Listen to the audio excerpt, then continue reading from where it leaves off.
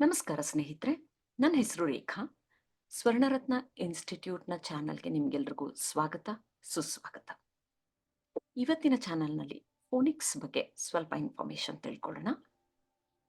ಕನ್ನಡದಲ್ಲಿ ನೀವು ಅ ಅಂತ ಬರೆದ್ರೆ ಏನಂತ ಓದ್ತೀರಾ? ಅ ಅಂತಾನೆ ಓದ್ತೀವಿ ಅಲ್ವಾ? ಅದರಲ್ಲೇನು ಹೊಸ್ತು? ಈ ಅಂತ ಬರೆದ್ರೆ ಈ ಅಂತಾನೆ ಓದ್ತೀವಿ.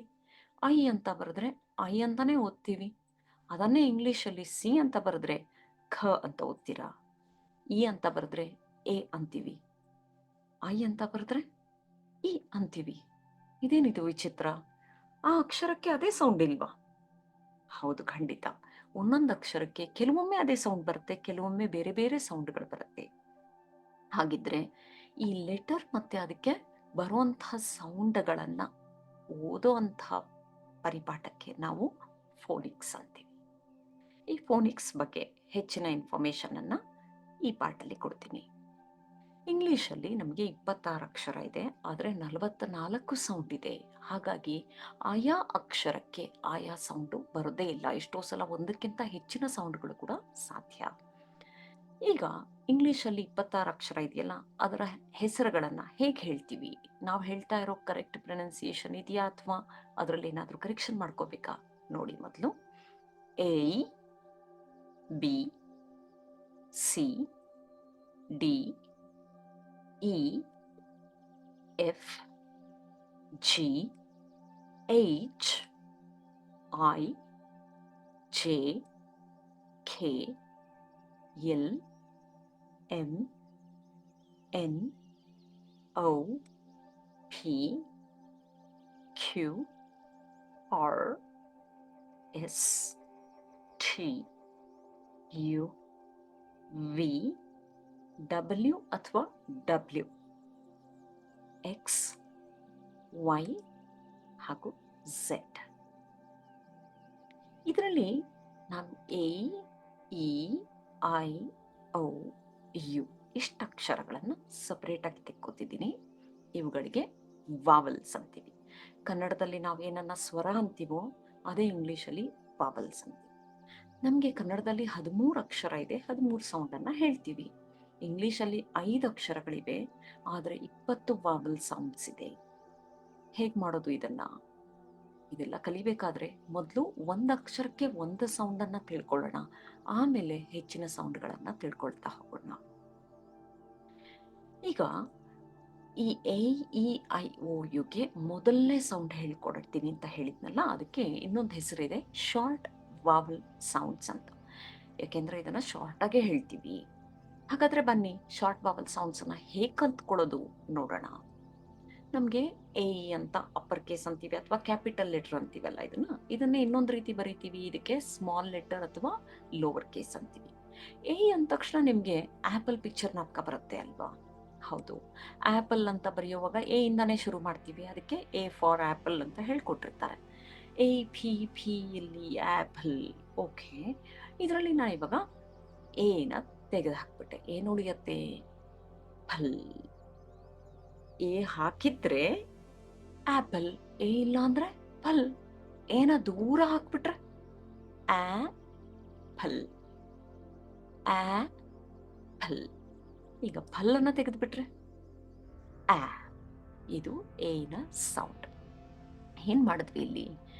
ಪಿಕ್ಚರ್ ಅನ್ನ, ಆ ಲೆಟರ್ ಇಂದ ಸ್ಟಾರ್ಟ್ ಆಗುವಂತ ಪಿಕ್ಚರ್ ಅನ್ನ ತಗೊಂಡು ಆ ವರ್ಡ್ ಅನ್ನ ಹೇಳಿ ಅದರಲ್ಲಿ ಆ ಲೆಟರ್ನ ಮಾತ್ರ ಸಪರೇಟ್ ಮಾಡ್ಕೊಂಡ್ವಿ. ಆಮೇಲೆ ಏನ್ ಸೌಂಡ್ ಬಂತು ಒಬ್ಸರ್ವ್ ಮಾಡಿ ತಿಳ್ಕೊಂಡ್ವಿ. ಸೊ ಹಾಗಾಗಿ ಇದನ್ನ letter picture sound association method ಅಂತಾರೆ.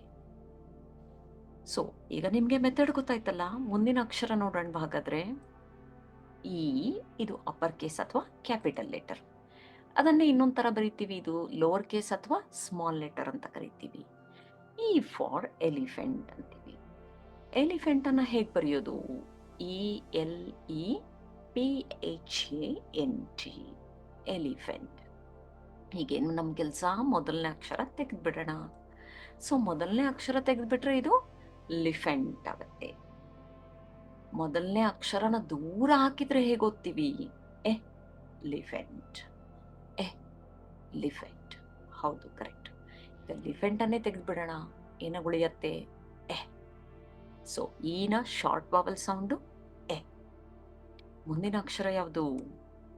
ಐ. ಓ, ಇದು ಅಯ್ಯೋ ಎಲ್ಲೋ ಕನ್ಫ್ಯೂಸ್ ಆಗ್ತಾ ಇದೆಯಾ?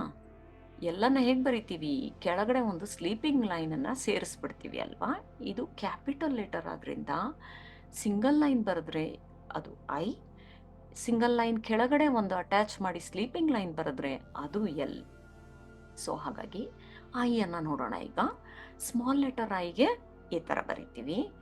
ಐ ಫಾರ್ ಇಗ್ಲು ಅಂತ ಓದಿರ್ತೀರಾ. ಈ ಇಗ್ಲು ಹೇಗೆ ಬರೆಯೋದು? ಐಯಿಂದ ಆಮೇಲೆ IGLO ಇಗ್ಲು ಅಂತ ಬರಿತೀವಿ. ಇಗ್ಲೂನಲ್ಲಿ ಐನ ಕಳಿಸ್ಬಿಡೋಣ ಮನೆಗೆ, ಏನಾಗುತ್ತೆ? ಗ್ಲೂ.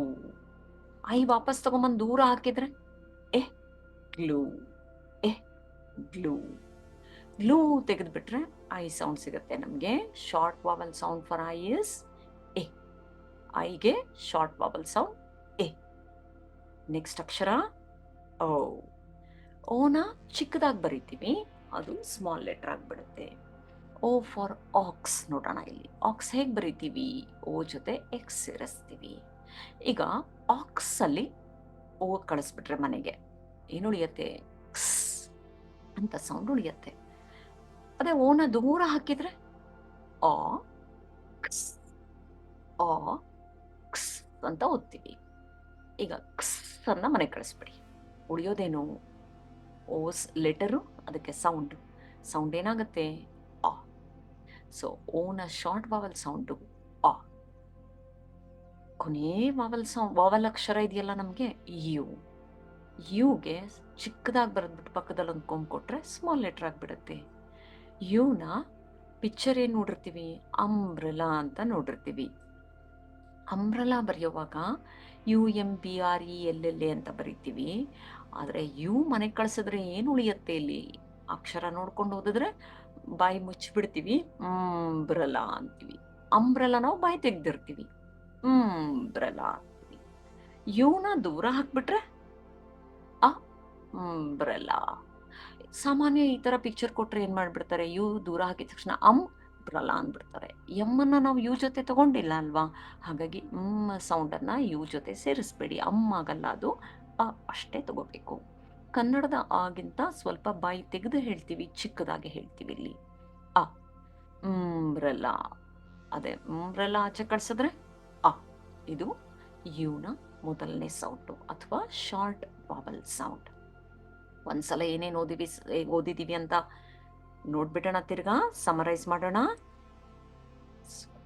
ಇಲ್ಲಿ ಎಗೆ ಯಾವ ಪಿಕ್ಚರ್ ನೋಡಿದ್ವಿ? ಆಪಲ್. ಸೌಂಡ್ ಏನಾಗುತ್ತೆ? ಆ. ಈಗೆ ಏನ್ ಪಿಕ್ಚರ್ ನೋಡಿದ್ವಿ? ಎಲಿಫೆಂಟ್. ಸೌಂಡು ಎ. ಐಗೆ ಇಗ್ಲೂ ನೋಡಿದ್ವಿ, ಸೌಂಡು ಇ. ಓಗೆ ಆಕ್ಸ್ ನೋಡಿದ್ವಿ, ಸೌಂಡು ಅ. ಯುಗೆ ಅಂಬ್ರೆಲಾ ನೋಡಿದ್ವಿ, ಸೌಂಡು ಅ. ಸೊ ಎ ಸೌಂಡು ಆ, ಇ ಸೌಂಡು ಎ, ಐ ಸೌಂಡು ಇ, ಓ ಸೌಂಡು ಅ, ಯು ಸೌಂಡು ಅ. ಎಲ್ಲ ವಾವಲ್ಸ್ದು ಒಂದು ಸೌಂಡ್ ಕಲ್ತಿದ್ದೀವಿ ಇಲ್ಲಿ. ಅದಕ್ಕೆ ಹೆಸರು ಶಾರ್ಟ್ ವಾವಲ್ ಸೌಂಡ್ ಅಂತ. ಪ್ರಿಯ ವೀಕ್ಷಕರೇ, ಮುಂದಿನ ವಿಡಿಯೋದಲ್ಲಿ ಕಾನ್ಸನೆಂಟ್ ಸೌಂಡ್ ಅನ್ನ ಕಲಿಯೋಣ. ಹಾಗಿದ್ರೆ ಇಲ್ಲಿಗೆ ನಿಲ್ಸ್ಕೊಳ್ಳೋಣ. ಬಾಯ್ ಫಾರ್ ಟುಡೇ.